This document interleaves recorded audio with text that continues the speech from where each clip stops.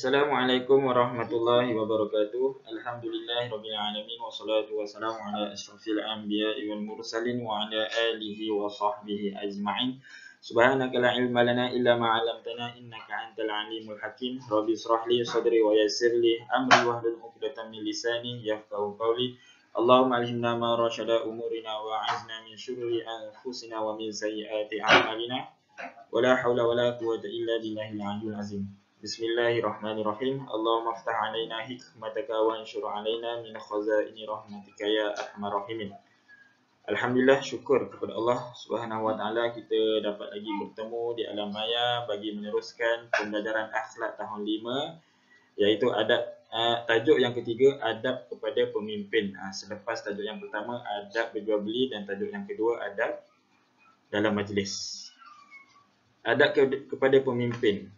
Terdapat 5 tajuk kecil, boleh rujuk dalam buku teks akhlak tahun 5 muka surat 12. Tajuk kecil yang pertama pengertian, yang kedua adab kepada pemimpin, ketiga dalil taat kepada pemimpin, keempat fadilat beradab kepada pemimpin, dan kelima akibat tidak beradab kepada pemimpin.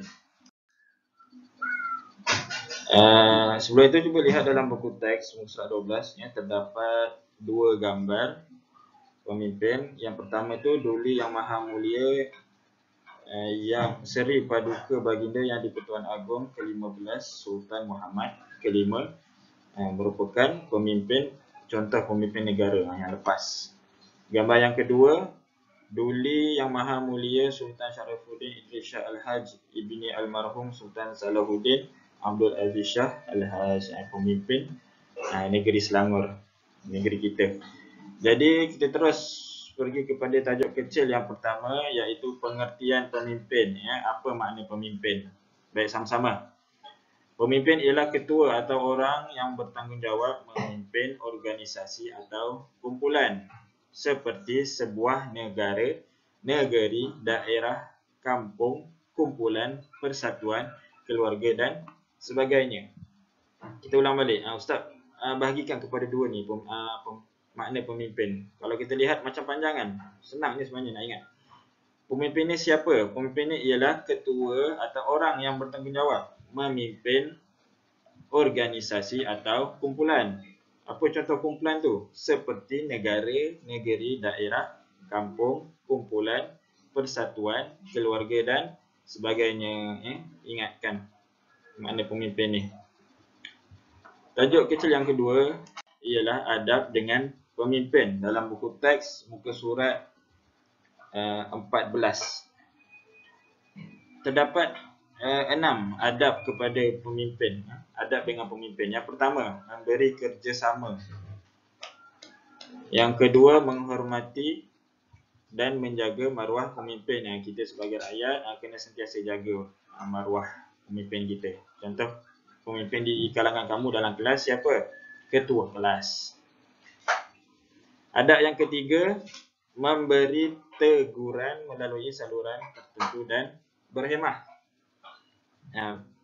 Biasalah manusia kadang memang tak boleh lari daripada melakukan kesilapan. Jadi bila kita nampak pemimpin kita tu melakukan kesilapan, kita kena tegur dengan cara yang baik.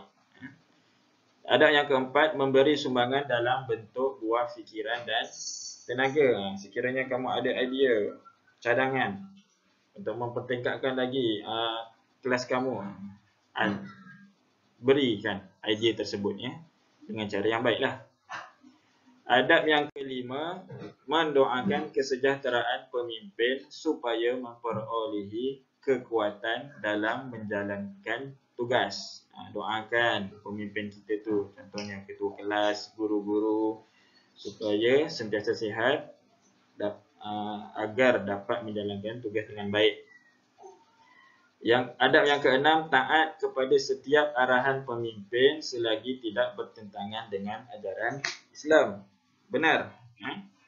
Selagi arahan yang disuruh pada kita lakukan, selagi mana tidak bertentangan dengan apa yang agama suruh, Allah suruh. Jadi suka Ustaz nak ingatkan, kalau kita lihat ada 6 adab kan. Ustaz nak kamu pilih 3 adab yang senang, yang mudah kamu ingat, yang pendek-pendek, dan boleh kamu hafal dan ditulis di dalam kertas peperiksaan atau ujian. Adab seterusnya, adab tajuk kecil yang ketiga. Muka surat 15, dalil taat kepada pemimpin, daripada surah An-Nisa ayat 59. A'udzubillahi minasyaitonirrajim. Ya ayyuhalladzina amanu atii'ullaha wa atii'ur rasul wa ulil amri minkum, ila akhir ayat. Shadaqallahul azim. Maksudnya, wahai orang-orang yang beriman. Siapa? Kamulah orang yang beriman. Taatlah kamu kepada Allah dan taatlah kamu kepada Rasulullah sallallahu alaihi wasallam dan kepada pemimpin daripada kalangan kamu. Siapa pemimpin kalangan kamu dalam kelas? Ketua kelas lah. Selagi arahan yang diberi itu tidak bertentangan dengan agama, kena ikut. Sebelum itu dia kata taat kepada Allah dan Rasul. Melakukan segala yang disuruh dan meninggalkan segala yang dilarang. Kalau tengok dalil daripada surah An-Nisa ayat 59 itu, bagaimana kita nak tahu dalil itu dari merupakan dalil adab kepada pemimpin. Boleh tengok ada perkataan amri itu. Amri itu memberi makna pemimpin. Tajuk kecil yang keempat di dalam buku teks muka surat 16, fadilat beradab dengan pemimpin. Bila sebut perkataan fadilat, apa dia? Apa yang kamu akan dapat apabila melakukan adab-adab kepada pemimpin? Apa kesannya?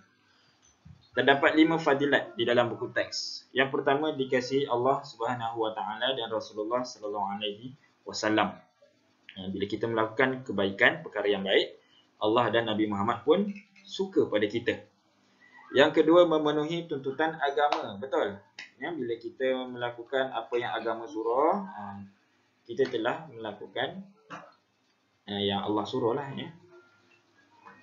Agama menuntut kita melakukan kebaikan.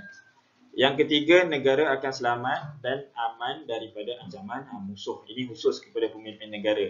Kita sebagai rakyat kena ikut apa yang diarahkan. Lagi-lagi waktu ini COVID-19, COVID-19, diarahkan untuk ikut SOP, kena ikut apa yang telah ditetapkan.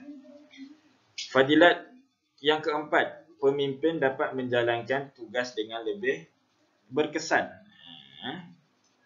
Kita sebagai rakyat jangan ganggu apa yang dilakukan selagi tidak bertentangan dengan Islam, supaya pemimpin itu dapat melakukan kerja dengan baik. Dan fadilat yang kelima, pembangunan negara dapat berjalan dengan lancar. Contohnya pemimpin itu bercadang untuk membina sekolah. Kalau kita tidak mengganggu, insya-Allah kita akan dapat sekolah yang baru, belajar dengan keadaan yang lebih selesa. Kalau kita ganggu, contohnya sebaliknya akan dapat.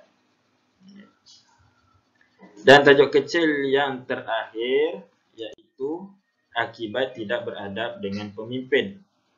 Ada 4 akibat. Yang pertama, mendapat kemurkaan Allah. Allah marah kepada orang yang tidak beradab dengan pemimpin. Apa yang kita akan dapat? Dosa lah.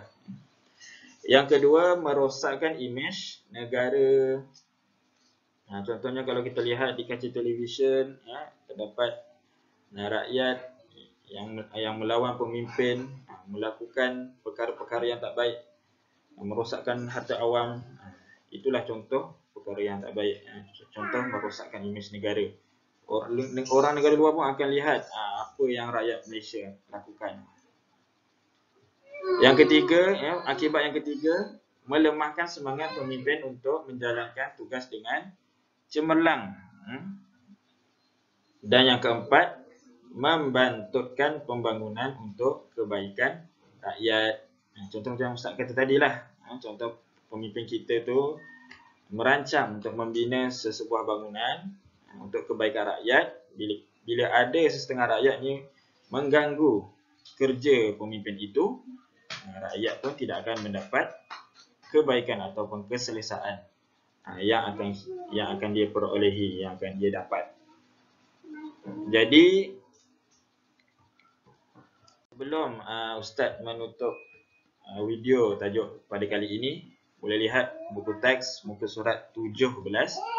Tahukah anda bapa ialah pemimpin keluarga dan guru besar ialah pemimpin di sekolah. Jadi sebagai murid ataupun sebagai rakyat Malaysia, kita kena patuh kepada pemimpin yang melaksanakan amanah dengan bijaksana.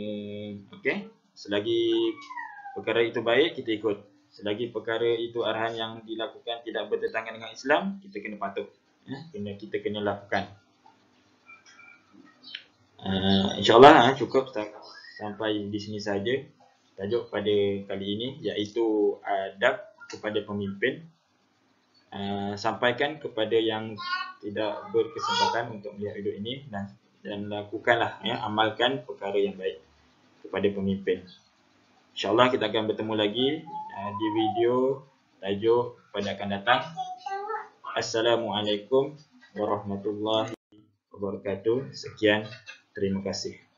Sejak abad